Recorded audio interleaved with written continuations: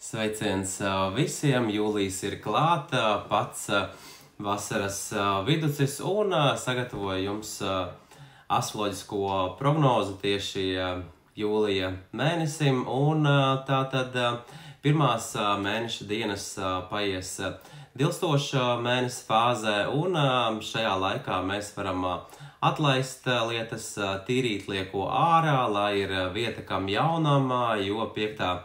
jūlijā būs jau jauns mēnesis Dvīņos, un vēl pirmās jūlija dienas ir lielisks laiks, lai pārdomātu arī izdarīto, un, ja nu vajadzīgs, vēl ir laiks paspēt pabeigt arī kādu projektu, un arī no latviešu ticējumiem tātad jūlijs arī ir liepu un arī siena mēnesis, un varam atcerēties arī bērnību, kā mēs gulējām sienā šķūņos, un miegs bija vienkārši burvīgs un arī fantastisks. Tās ir arī lieliskas manas bērnības atmiņas gulēt siena šķūnī, un tātad arī vecie Jāņi ir 7. jūlijā, kad arī beidzas zāļu dienas un sāksies arī siena laiks, un šajā dienā arī savāktajām pļavu zālēm ir īpaši tāds dziedinošs spēks, tāpatās arī rīta rasai un visiem avotu, strautu un arī aku ūdeņiem. Un astroloģisko prognozi turpinot, tātad jau 29. datumā Saturns devās retrogrādā kustībā, un Saturns atbild par likumiem, kārtību, un arī ir viens no galvenās karmas tātad mācītājiem astroloģiskajā kārtē, un Saturns būs retrogrādā kustībā no 29.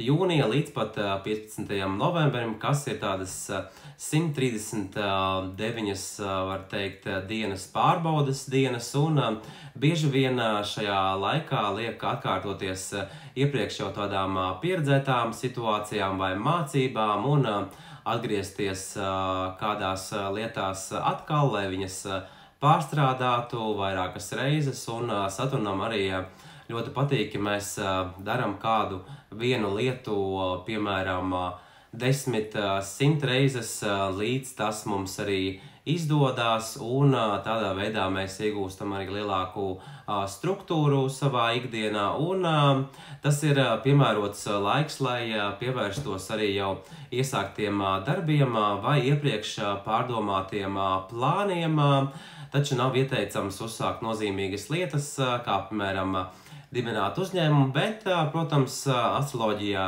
ir iespējams apstīties labāko datumu, dienu, un tādā veidā var arī veiksmīgi uzsākt savu biznesu vai kādu citu lietu, ko mēs vēlamies. Tas ir iespējams, protams, un 5. jūlijā jau būs daudz jaukākas enerģijas, jo ir jauns mēnesis Dvīņos par komunikāciju, un tas ir arī jauns sākums, arī jauns iespēju cikls, un tātad mēs varam pārdomāt, ko mēs vēlamies uz nākamo mēnesi sev, sarakstīt kādas lietas, kādas ir mūsu vēlmes, un tātad arī lielisks laiks arī jaunajiem studentiem, lai pieķertos arī, piemēram, nākamo studiju izvēlēji, piemēram. Un tātad šajā laikā arī nospraužam sev arī jaunus mērķus, un sākam ar tādiem mazākiem, kurus reāli varam sasniegt, un tad veltam arī laiku kārtīgi tā visu apsmedziņot, un pats galvenais arī nesteidzamies. Vasara jāizbauda, un tāpēc arī šādi varam arī rīkoties, nesteidzoties, un 21. jūlijā ir pilnmēnesis, un mazliet par brīnumu tāds rādās mierīgāks, un vairāk koncentrēsimies tieši uz savu iekšējo pasauli, savām arī ikdienas lietiņām, un pilnmēnesis būs mežāžos, ko arī pārvalda Saturns, un Saturns arī retrogrāds ūdensvīrā, Tātad tas piedos arī lielāku praktiskumu, disciplīnu, tādu atbildības sajūtu un emocionāli arī kļūsim stabilāki un vairāk radīsies vēlme sasniegt arī savus mērķus un bez ambīcijām arī noteikti neizpaliks. Un, ja ikdienā jau ir pietiekami labi uzbūvēta struktūra un bāze, tad arī šis pilnmēnes enerģija var sniegt drošas arī sajūtas. Lūk, arī Merkura tranzīts redz vairākas planētas mēneša otrajā pusē un sākumā arī būs Vēža zīmē. Un pirmais, kas pāriet Merkura tranzīts Vēža zīmē no 29. jūnija līdz pat 19.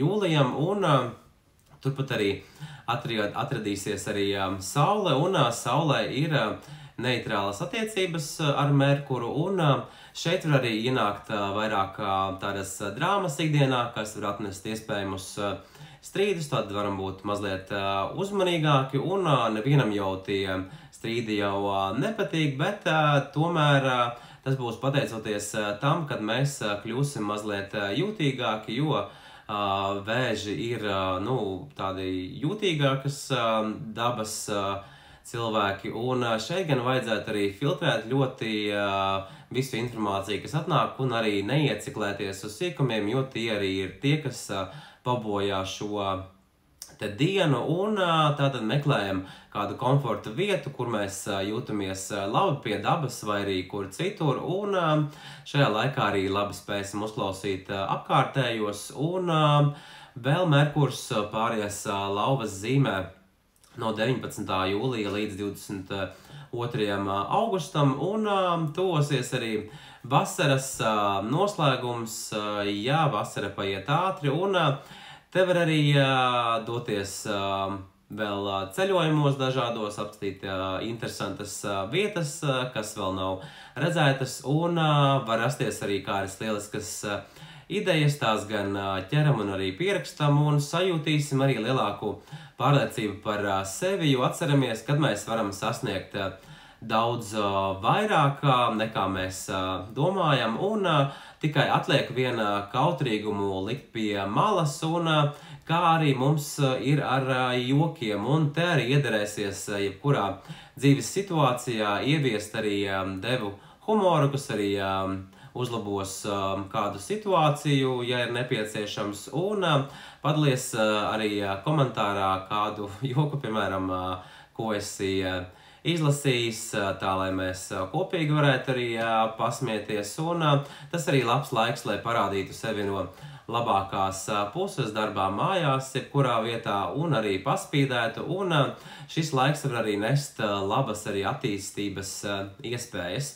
Vēl Venēra pāries arī Vēža zīmē, un par šo periodu var teikt, nekur nav tik labi kā mājās, un varēsim arī sajust vieglākas attiecības ar saviem tuvajiem, un emocijas arī laidīsim caur sajūtām.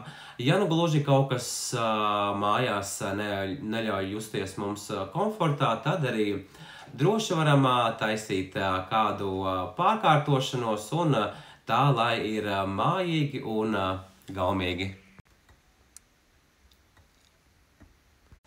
Vēl uz mēneša beigām būs arī Marsa tranzīts Vērša zīmē, un tātad tas būs no 12. jūlija līdz pat 26. augustam, un šeit nāk mūsu pašu teiciens: acis darba izbijās, rokas darba nebijās.